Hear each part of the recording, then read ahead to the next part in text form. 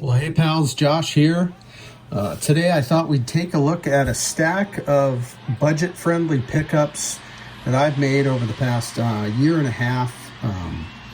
The stack's a little bigger than this, and I thought I needed to chip away and show some of these, share my thoughts, I guess. And what this has to do with is something I've been focused on for the last few years, and that is big moments on cardboard. Big records and moments, specific moments perhaps. And I thought I'd set the table with my 1983 Topps number 2, Rickey Henderson, in a fine 9. Beautifully centered, and then if you're familiar with the 1983 Topps set, you know how hard that can be. But this card is so... I'm a big Rickey Henderson fan to begin with, but even if I wasn't, I feel like this card is such an sort of monumental card to be had on the cheap, really.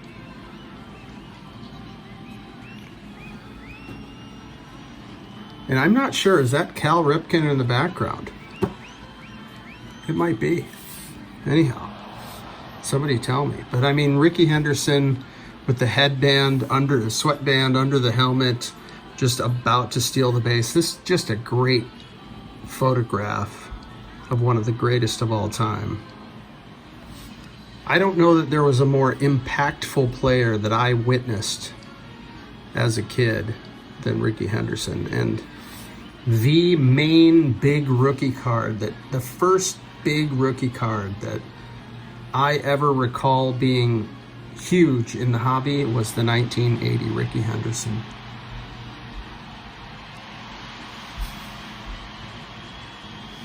Just a great card. Of course, this commemorates the 119th stolen base, breaking Lou Brock's record set, I don't know, maybe 6 years, no, maybe more than that. When is it set? 1974. Lou Brock had 118. Rickey, of course, went on to steal 130 bases in the season. The stolen base leaders card from 1983, which also features Tim Raines, is also a great one. I've got that one as well, and I'm zooming in. To me, this is really one of my favorite cards in my entire collection. I can't tell you how happy this card makes me when I see it. It all comes together, and I say that a lot. But anyway, let's look at some budget pickups that sort of echo the theme that you see, or that I just talked about, I guess. Here's a really cheap one. This is 1990 Score Traded Hockey. And this card recognizes Wayne Gretzky's 2000 career point moment. The only hockey player ever to reach 2,000 points. And he didn't just reach 2,000 points, he went on to end up with like 2,800 points, or 27 or 28 and change. I mean, this milestone was absolutely obliterated, and no one's even come close to 2,000 points, let alone as far, as many points as Wayne Gretzky.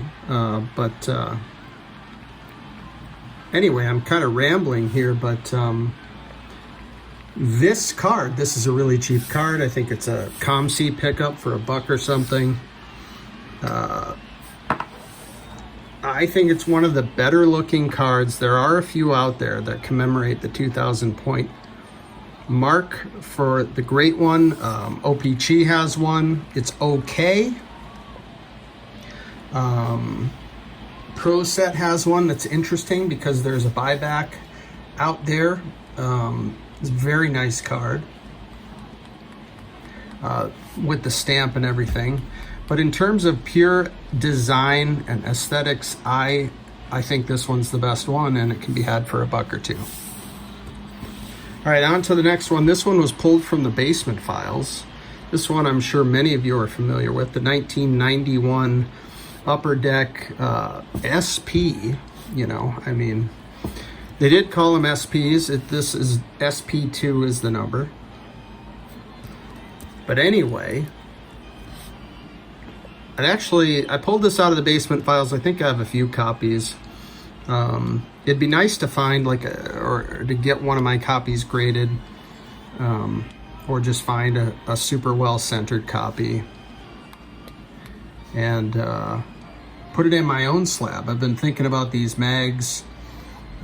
It does make sense for a lot of cards in my collection, so I think I might be designing my own label for stuff that I just want to keep in my PC. This would be a perfect card for that project. But anyway, wow, we aren't even talking about the card yet. This is a great card Upper Deck put out because in 1990, Nolan Ryan threw his 7th no-hitter, and of course Rickey Henderson broke Lou Brock's all-time stolen base record. 2 records that, again, I don't think are going to be touched. And this is, that card can be had for just a couple of bucks. I just think it's fantastic for that. Here's another one. This is, I've shown this before in a previous soccer video, but this one to me is a real standout in terms of bargains. This is a Sports Illustrated for kids. Panini drops the ball and doesn't make a card that even mentions Erling Haaland's 36-goal season that he had last year in the Premier League, a record that had stood for over 30 years, previously held by Alan Shearer, an English football legend. Erling Haaland is, one of the biggest stars in world soccer. He's just an absolute animal. And he's a goal-scoring machine. He's so fun to watch. And this is just a great shot of him as well. So it all comes together here.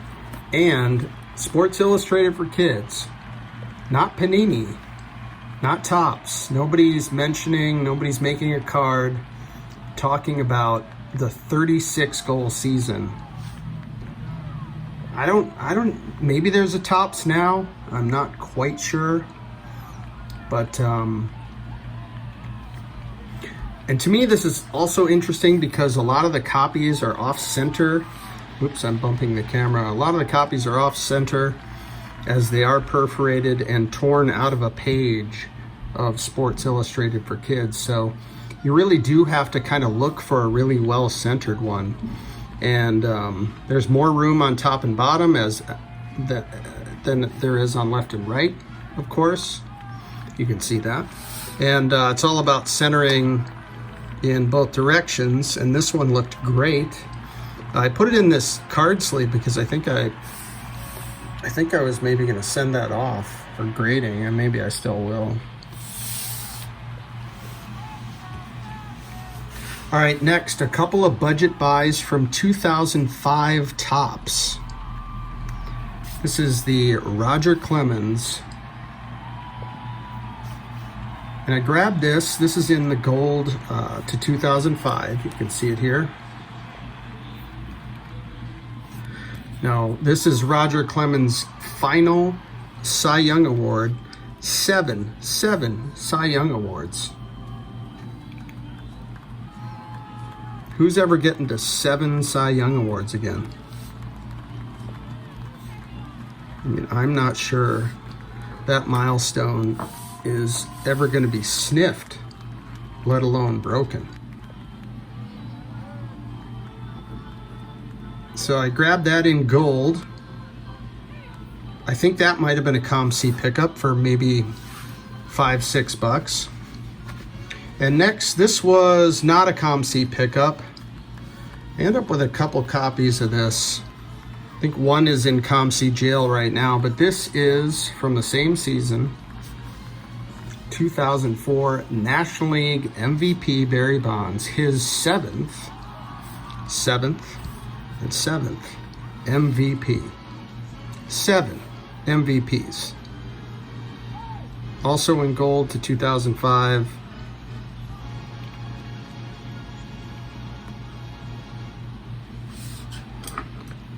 Just a fabulous card that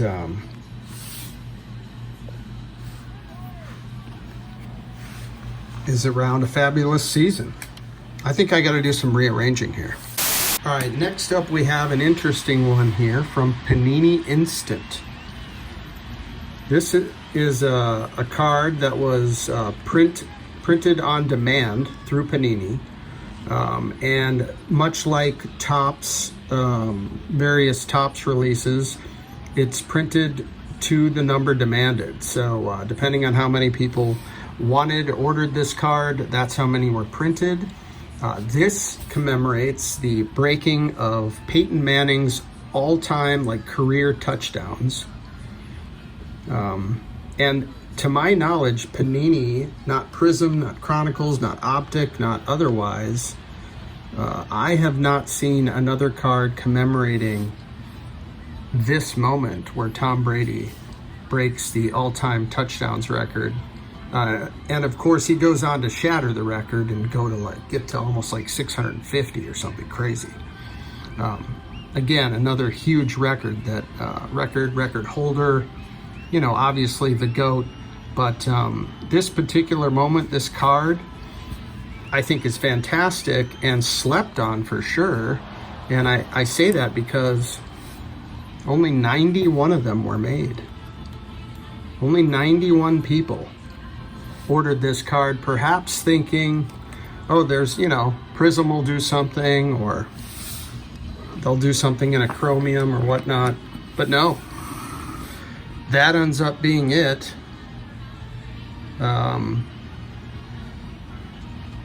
As much as we like it to be gold and shiny, it's not, but it's a huge moment. And I don't know, I found that for less than the cost of a blaster maybe a year ago, and I was so thrilled to add it. All right, next we have a 1995 Pinnacle Rink Collection.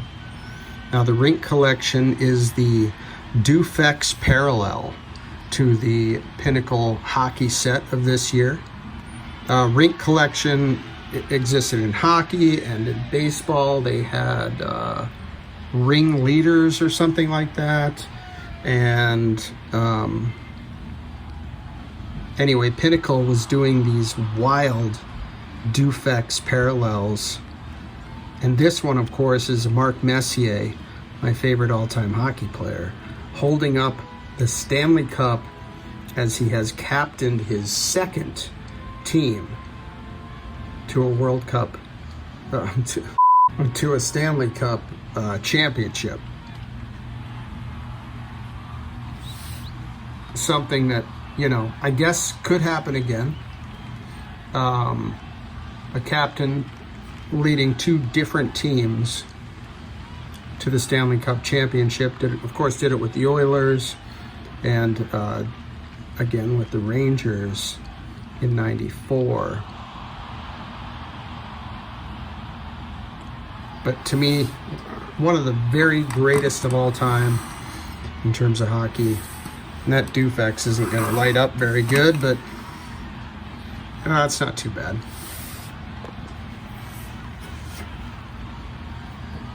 Last but not least, this is the 1996 Topps Chrome Cal Ripken, where they have, and this one's not green yet anyway, which is one of the reasons I was attracted to it, but just a fabulous shot of Cal with the big screen in the background. They've gotten some sort of double exposure type images overlaid here, and the 21-31, the breaking of Lou Gehrig's consecutive games record. Again, nobody's breaking that. And just what a moment on cardboard. Now, I would love to add the refractor, but every refractor I've seen is super hulked. And frankly, the base chromes that are not hulked, to me, just look better. And they're of the period anyway. I mean, the refractor technology certainly wasn't, it was great until it wasn't, right? Until everything turned green and weird. Here's the back of this.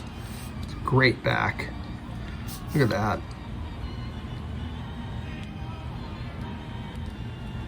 What a fantastic card.